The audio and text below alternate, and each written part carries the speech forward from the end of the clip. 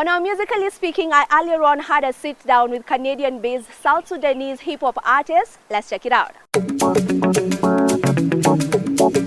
Joining me right now is an international recording artist, an actor, and an award-winning peace and reconciliation ambassador. Now, with all these accolades, he didn't really have it, easy growing up. He was a child soldier back in South Sudan, but he is here to let us know how he made it this far in life. The one and the only Emmanuel Jal.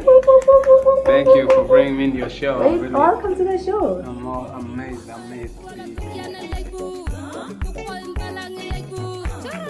This outfit that you're wearing, couldn't really make me confused. Tell me a bit about it. So this outfit is, I call it Kabgoy, so I gave it a name which means hold your truth, hold your greatness. So it's derived from South Sudanese wear called lawa, which means you just tie a bedsheet once. Oh, but when I look at it, I say like, we've been tying that bedsheet for hundreds of years. There must be other ways. So then I started being creative on how can I wear something simple to connect with people back at home.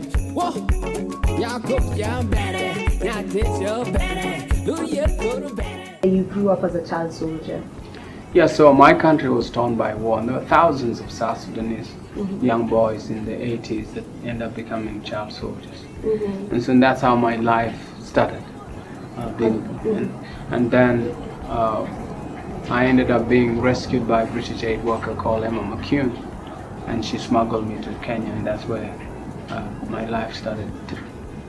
I didn't know what was the war for, but one thing I knew was an image that I saw that stuck in my head.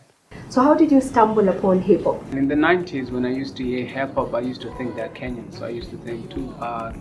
Oh, you thought Tupac was Kenyan? Everybody, all the Tupac, all the Biggie, Maze. And then after a while, by around 2000, that's when I became accidental recording artist or rapper. Then I kept going on until I met Junior. You call him A-Star now, he call himself A-Star. So he's the one who told me, hey, we can do something. And then there was Chris Ador. So those were two people who began telling me, hey, if you want to rap, there's a flow to it. You go 1, 2, 3, 4. That's you don't just talk. Yeah. Okay. There are some people who compare your music to Bob Marley's in terms of the message that you put across. Well, if you look at Bob Marley, what made him powerful? Storytelling. And Tupac, it's storytelling. Hip-hop, it's all about storytelling. This one goes to Emmanuel Jal, Angel to the rescue one afternoon. I'm here because you rescued me. Gua is actually featured in ER, the series. Yes. How did that happen? Well, there was the time my popularity was up and I'm getting a lot of media hype in the beginning to look for music. That's when Gua, Bye, and other tracks were taken into ER. There's a performance I saw where you performed at Hyde Park in London for Nelson Mandela's birthday party. Yeah. How was that experience for you? It's amazing when you have full band and Soweto choir backing you up. It was amazing. That performance pushed me. You get more promoters depending on how you impact. Oh, this exists, because they feel like they've just discovered it.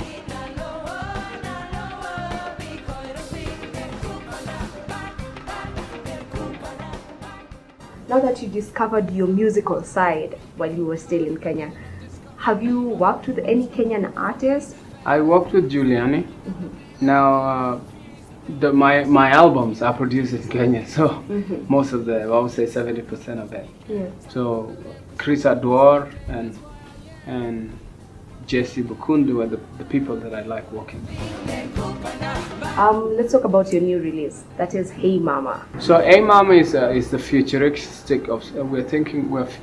We are looking at the future of South Sudan. So the song is saying Hey Mama. Hey Mama. We're putting the positive. It's a dedication to your motherland? Yes.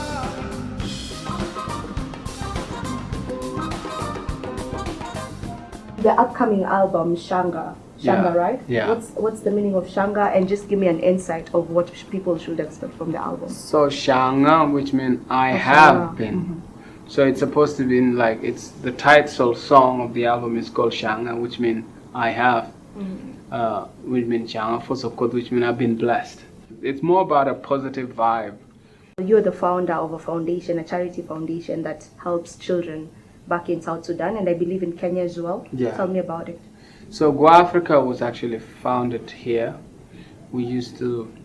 It worked with families, individuals to help them overcome the effect of war and poverty.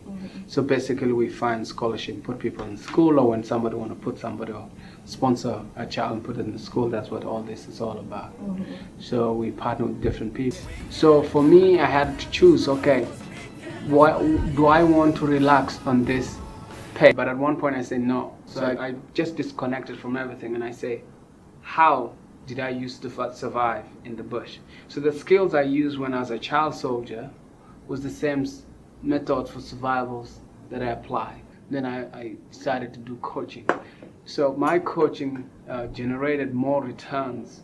And then I started doing online speaking, so people booked me. I came to discover the truth.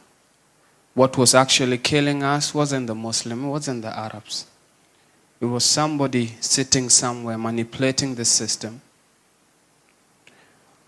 and using religion to get what they want to get out of us, which is the oil. So instead of me complaining like other artists, the industry is bad and all, I didn't go there. I said, no, I found money.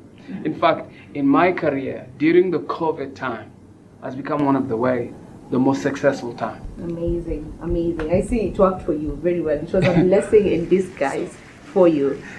So where can people find your music for those who are finding out about you for the first time today? So they can find my music on YouTube. So basically just Google, put Emmanuel Jal, or they go on my website, iTunes. Yeah, most of the streams of music, they can go and find it. All right. Thank you so much for stopping by. Whenever you're in the country, be sure to, check in and come through, and we will be honored to just host you one more time. When you drop the album, make sure you come by. Thank you. I'll be here. Thank you. All right.